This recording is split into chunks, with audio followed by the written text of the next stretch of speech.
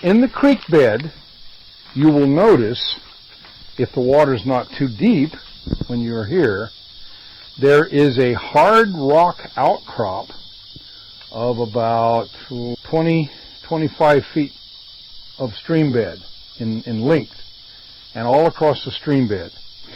This is a very special geological formation called limonite, which is a form of iron ore. This was not deposited originally when the other sediments above it and below it were deposited here. And this limonite is really important in governing a lot of the seepage and other things that happen to the landscape after erosion begins gullying it.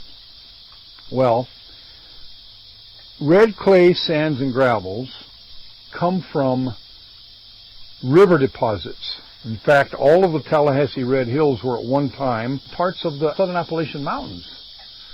They were eroded away by streams, carried down to a coastline, an ancient coastline, and deposited as a series of deltas. By the way, that frog that is trying to compete with me is the bronze frog. They love these kinds of streams. And he's just talking up mile a minute, just like me. The red clay sands and gravel are red because they're full of iron.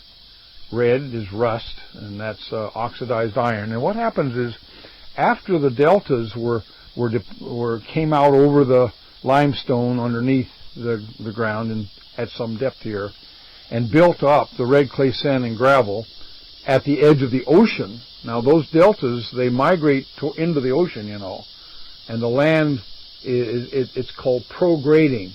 The delta actually forms and builds up under the ocean water right up to the top or sometimes above the top of the water and migrates oceanward, leaving a deep deposit of sand, clay, and gravel where the river has dumped its load at the edge of the ocean. Eons later, the ocean retreats, or has retreated, leaving the land available to rain to scour and also to seep down through the clay, sand, and gravel. As rainwater percolates through the clay, sand, and gravel, which is permeable to water, and it goes down, it did percolate it down until it hit a relatively impermeable layer of clay underneath it. The water then perched on top of that, and the iron that was dissolved in the water slowly precipitated out and formed this bed of limonite. This is common in clay, sand, and gravel deposits all over the planet. And this phenomenon occurs all over the planet. There are rivers that are eroding mountains like the Andes, like the Himalayas, like the Rockies, like the African mountain ranges, and they're all bringing their sediments down and depositing them in deltas. And those deltas are doing the same thing. They're building up these deep deposits of clay, sand, and gravel.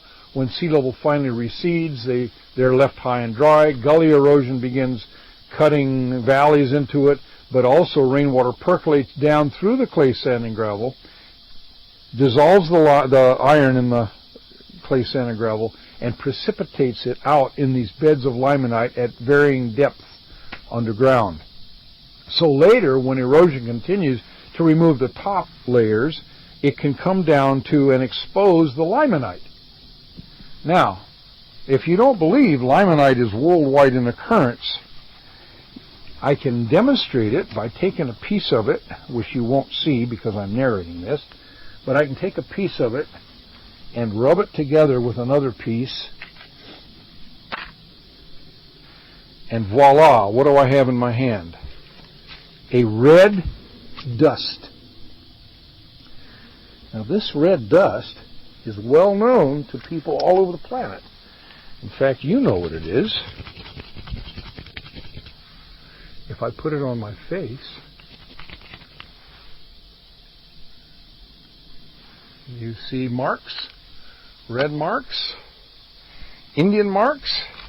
Have you ever heard of the term ochre? O-C-H-R-E.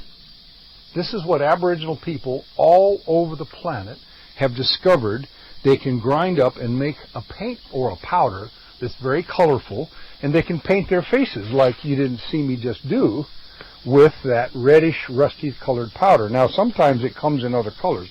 It can be light tan, it can be darker red, and so you can have a variety of different colors to use to make rock art with, or to paint your face with, or whatever. And believe me, if you travel widely, or you go online and you read widely, or you read about ochre, you'll find out every Aboriginal country, culture has discovered ochre and has used it to paint their faces and do other things with. That was the first coloring material besides charcoal that human beings used when they started having art. And if you don't believe that, go to the caves in Europe, Coscar, Lascaux, Chauvet, and other beautiful caves, and see the ancient rock art there. Or go to Australia and see all the wonderful Aboriginal rock art, and most of it's made with different color bits of this limonite. So here we have a deposit of it here in the Tallahassee Red Hills. It's common everywhere in the Red Hills, and because it's very dense, as you can see, this is, it might be 3 or 4 feet deep here, and very dense, it does retard water from percolating further down through it. So when a slope intercepts it, that's the little aquifer that's perched on the limonite that seeps out, making your seepage habitats along your seepage stream. End of story.